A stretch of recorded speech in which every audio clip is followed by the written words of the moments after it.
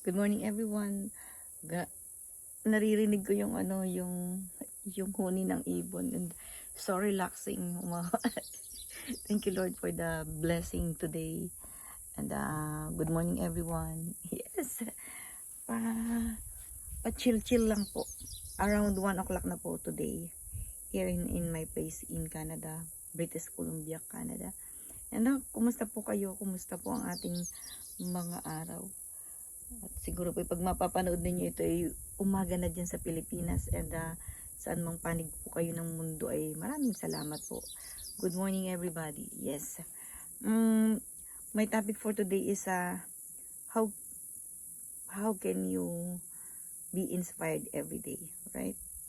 Today, ang pagkakamali ko po today is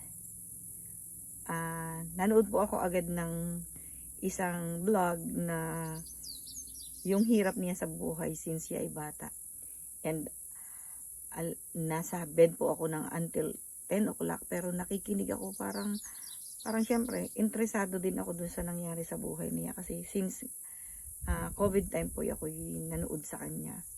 Sinusubaybayan ko talaga yung buhay niya. At buhay po niya yun na siya po ay nasa Finland na po siya ngayon. By the way, inspiration ko po siya kasi yung babae na yun, yung YouTuber na yun, super po niya, yung araw-araw niyang ginagawa. Talagang inspiring po sa akin, para sa akin po. Kaya, lagi ko po siyang pinupuntahan sa araw-araw po niyang vlog. And yan, nakakatulong siya sa akin. Pero, long time, 3 years na po yung video na nabalikan ko.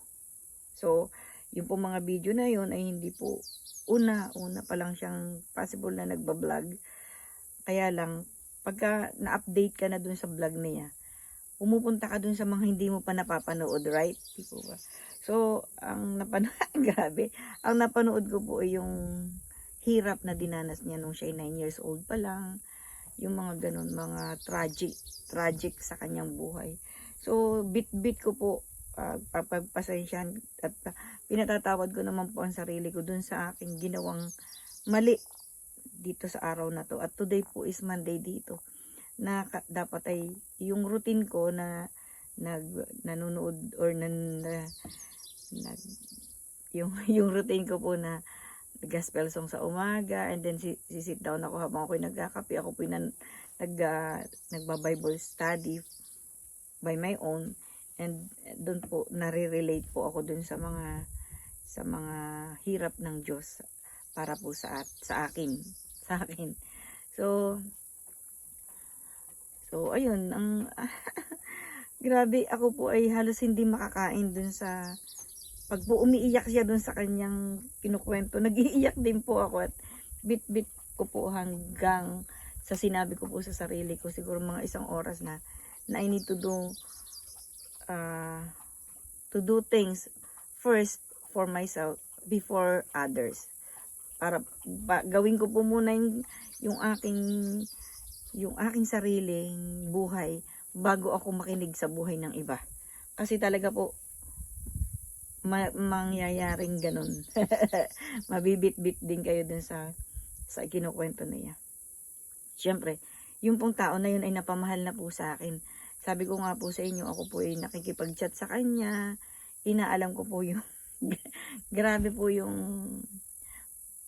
para na rin pala tayong 'di ba? Yung mga artista na dati ating pinipilahan sa kanilang mga pelikula. Yun na rin pala. Pagka na love mo yung isang tao, talagang so, ganun pala talaga po ang buhay. Pero, kung ang titingnan po natin ay buhay ng iba, at yung pong napamahal na po sila sa atin, talaga pong affected tayo. Hindi ko po maipagkakailang ako po ay nalulungkot dun sa nangyari sa kanyang buhay noon, pero ngayon po siya po ay nakabangon na. Nakabangon na po siya sa kanyang buhay. And naging matatag po siya. Yun po yung gusto ko na ako po'y nagpapasalamat at yung pong mga hirap ko sa buhay ay akin pong dinanas. Kasi kung yung po ay hindi ko dinanas, hindi po ako matatag.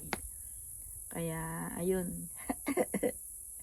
Thank you so much mga ka-blissful. Ingat po kayo palagi, and yes, tinuturuan ko po ang sarili ko na akin munang buhay sa umaga, ang aking intindihin, and then the rest is for others. And yes, maging lesson po yun sa akin, and maraming salamat po sa inyo pong pakikinig ngayong araw na to. And have a blessed day everybody. Thank you so much and see you around. Have a blessed day. Yes, until today is June 30, 2025. Birthday po ng aking panganay na anak. Happy birthday anak. Have a blessed day and I love you.